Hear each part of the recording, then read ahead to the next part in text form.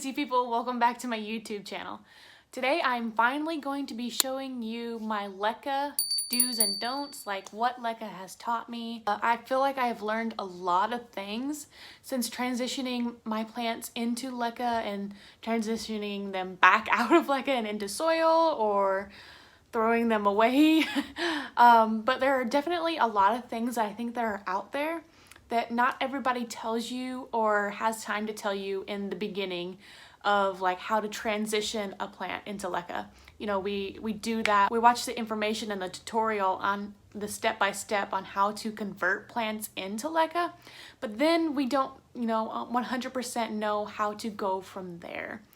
Like the aftercare or the do's and don'ts, and make sure you're doing this, not doing that. Make sure that your roots are completely 100% free of any type of sphagnum moss before you put them into the Leca balls. So I have with me a few plants that I have kind of like some Leca stories that I have learned from, and I'm going to show you each of them one by one, what I have learned from each plant when I tried to transition them into Leca. So let's start off with my Philodendron squamiferum. It's a very beautiful guy, very happy, very healthy, very lush. This is its newest leaf. It's really kind of strange because it's missing a lobe. Odd. However, like it's very, very fuzzy and very happy. I picked this guy out in particularly because I thought that I had the roots completely clean.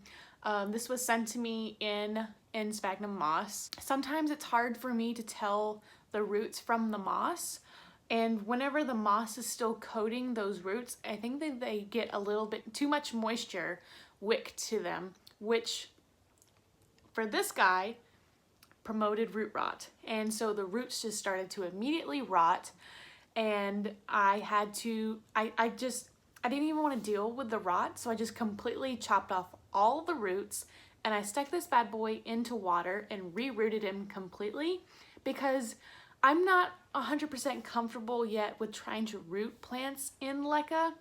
I am actually doing it with a Anthurium morquianum stump or chunk, whatever you want to call it, right now. So I know, of course, why do we always experiment on our most expensive plants? Like, why do we do that? Why don't we do it with something like a pothos? But anyway, before I get off on too much of a tangent, so that's what I had to do with this guy. I had to completely re-root him. You guys probably won't be able to see the roots, but they're in there. They're very happy. There's some good roots right there. Nice pretty white Leca roots. So that is what I have learned from this guy. Make sure that your roots are as clean as possible. Another little tip that I got from Plant Life in the Tropics, from you, Caitlin, because you're so awesome. She likes to, whenever she's transitioning into Leca, she likes to put the plant in water, and that way it makes it so much easier for the soil to come off, especially if you leave it for say a month or so. That soil should just be able to just easily come right off if it hasn't already come off. So don't forget to go check out her channel. She has some really great informational Leca videos. So that is my Philodendron squamiferum, and he has been in Leca for a few months now. I think he's doing good. Okay, so next is my Anthurium crystallinum Doriaki cross, I believe is what it is. It kind of just looks like a regular Doriaki. So this guy is kind of a sad story-ish. Whenever I bought him off of Etsy, he had another, I think two more leaves that aren't attached. The first one I had to immediately cut off because it was doing so poorly. And then the other one, I think I recently cut it off because, dun dun dun, he wasn't happy in Leca. And it's really, really upsetting because I had this guy in, this is like a 2-inch Leca net pot, which I absolutely love. I love these little netted pots, and I love being able to see the roots. It's my favorite. But I started him off in this, and his roots were growing insanely, so I bumped him up to a 4-inch. And I thought I was doing really well. I think he pushed out like this new leaf, in that transition, and it started to yellow. It started to look really bad. I've cut off some of it.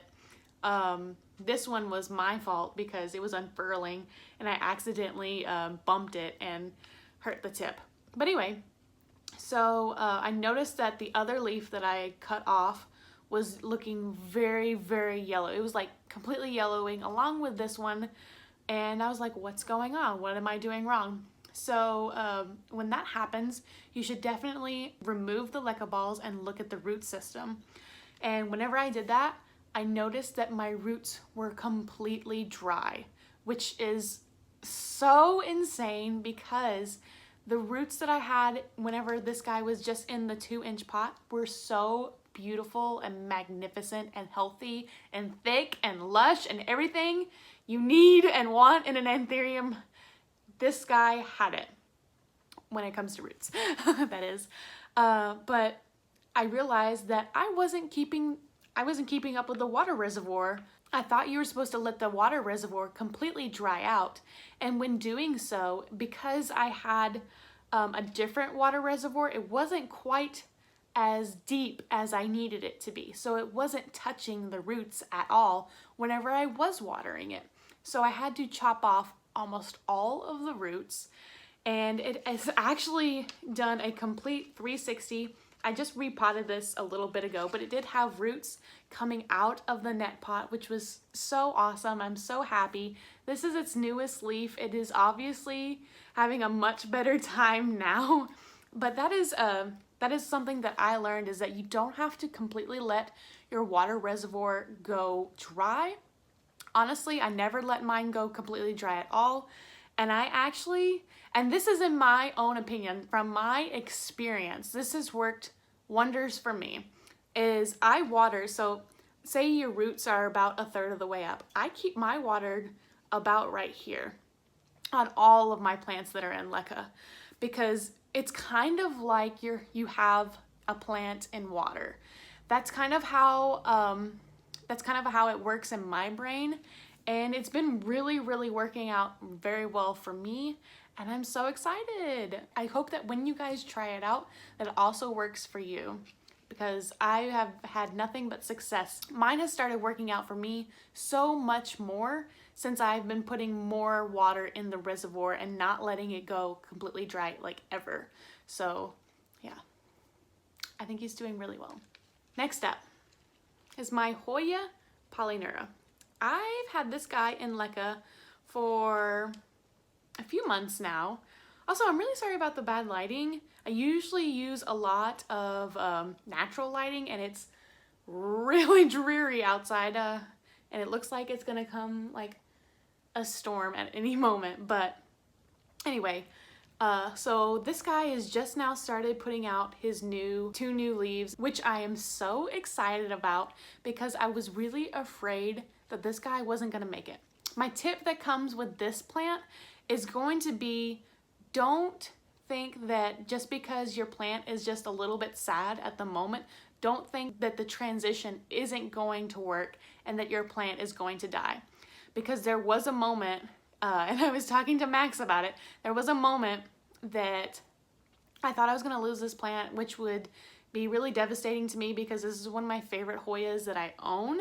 And all of the foliage was completely limp. It was like it was so thirsty and so dehydrated, but I kept on filling up my water reservoir pretty high, probably around here, and it had a really good root system. It was already well established in soil. I kept on hoping, and I just now realized that there is a new little baby growth right here, and you guys will never be able to see it, but it's there. I'm so excited. I just now saw that. But is doing so much better now for this new little bit to come in, because I recently took a cutting from it a month or 2 ago, and this is its newest little babies, and they're still growing. They're still really bright lime green. So my tip with this is, don't give up, keep trying, be patient. Okay, so my next tip is, make sure that your plant and its roots are actually in the Leca. So with this Hoya Bella, I'm really, really upset and kind of devastated about. because it's not happy. It's not happy at all. I recently repotted it. Well, I did recently repot it, but before then, it was in soil, and the soil, there was a lot of soil missing from the top, and so I was like, you know what, I'm gonna give it a good repot, make sure I add soil in there that will contain a little bit more moisture, because Hoya bellas are notorious for liking a little bit more water. And then that wasn't really working out, so I transitioned it into Leca. And what I did wrong with this guy is whenever I transitioned him into Leca, I did not have the root systems or the stems like completely submerged into the Leca. I thought I had, but at some point the stems had slowly started to come out. I guess because of the foliage is kind of long and it can weigh down the plant, it started to pull itself out. And with that being said, I started noticing a lot of leaves were dropping. My plant wasn't looking as thick and voluptuous and full and happy, and which is horrible because Hoya bella, if you guys have been watching my channel, Hoya bella is like one of my favorite Hoyas next to the polyneura, but Hoya bella is like really what got me into Hoyas and into plants in general. Still not happy.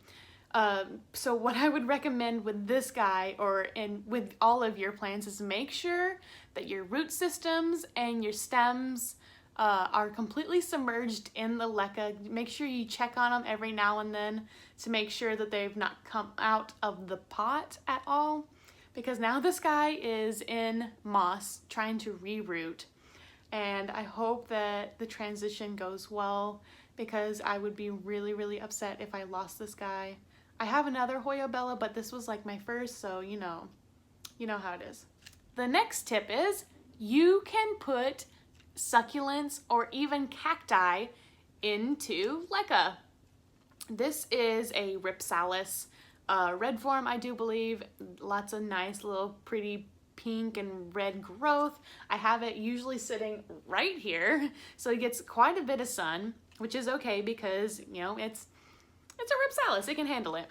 I started off by rooting this guy in water. I made sure that he had a really good root system going before I tried to transition him into Leca, which I try to make for sure that most of my plants have really good root systems before I make the transition, because like I said, I'm not 100% confident in just plain old rooting in Leca because I haven't done it enough. I don't have the experience. But I did just want to say, you don't just have to have Hoya or philodendrons or pothos in Leca. You can literally put a Ripsalis in Leca and it will be happy as can be.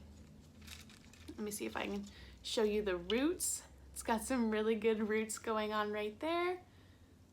There's some even dangling. I don't know if you can see that. Yeah, there you go.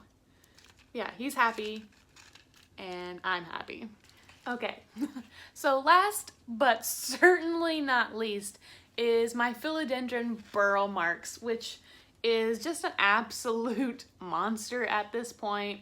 I need to take some cuttings because he's overwhelming me and he's putting out so much new growth. It makes me so happy that he's so happy. However, my tip with this guy is if you have a plant that is notorious for growing really, really well, really, really fast, isn't very fussy at all, and just takes off kind of like all on its own, be prepared to have to water it a lot, because this guy is in, I don't know, I think this is it's either a 4 or 6 inch, maybe even a 5 inch net pot. And I have to water this guy maybe 2 times a week, like completely fill the water reservoir because he is so dang thirsty. But whenever I show you the roots, you guys are gonna freak out. Like, look at all those roots. Like, he is so happy. I've repotted him before, and usually whenever I repot, you can just resituate the roots inside the Leca until there's like absolutely like more roots than there is Leca. So then I would consider upping the pot. But yeah, he is so happy, so healthy. A lot of people at that point will do one of two things. They will either repot it so that the roots go back into the leca and then can find their way out again, or a lot of people just trim off the roots, which I don't know, it bothers me. I don't really want to do that to my plants whenever they work so hard to push out all of those beautiful, healthy white roots. I would feel really bad about just trimming them all off, but that's just my personal opinion. You do you. You do whatever you want to do, whatever you think is best for your plants. I just want to let them live their lives a little bit. If you have a philodendron or anything like that, be prepared to have to water it a lot. I have my philodendron mame, my philodendron atabapoense, philodendron billeti, hybrid with atabapoense. I have all of those in leca as well, and the roots, one second, I'll show you the roots. So this is the philodendron atabapoense. I think you guys can see the roots right there, and I know my my light is kind of in the way. When I say kind of, I mean really in the way. But yeah, the roots are absolutely insane. They, for some reason, philodendron roots try to grow up, which I am baffled by. I didn't realize that they did that. But yeah, we got some new growth. He's happy. Very, very happy with this guy. And here is my billeti hybrid with an atabapoense. There's tons of roots right there. Like I said, they're growing up, which is absolutely crazy to me. Let's see if we can pull it up out of its water reservoir. Look at all of those roots. That's insane. I love it. Probably need to repot this guy soon. Okay guys, well that is it for today's video. I hope that you guys learned something, especially you guys who are just getting into leca or thinking about getting into leca. I hope that you learned a few things from me and learned from me, and you don't make some of the mistakes that I make. Also, I just wanted to remind you that these things are just like tidbits of advice that have really helped me and helped my plants in leca. This is my own personal opinion. If you don't agree with it, that's okay. Whatever works for you, works for you. Whatever works for me, works for me. But yeah, I just wanted to remind you guys that if you haven't already, don't forget to hit that like button, and also don't forget to hit that subscribe button. I also have a second channel. It's called Hanging with Heather. And if you want to really get to know me and other things that I'm interested in, I do a lot of streaming. I like to play games with my brother. I like to play I'm playing some Skyrim right now, which is my absolute like favorite game to play. Go ahead and jump over to that channel and hit the subscribe button there. I'm also going to be posting some fun videos. One that I have in the makes is retail stories, which I think is just going to be so freaking funny, and I can't wait to read them to you. I can't wait to see you guys over there on that channel as well. I hope you guys have a good rest of the day, and I will see you guys on my next one. Bye!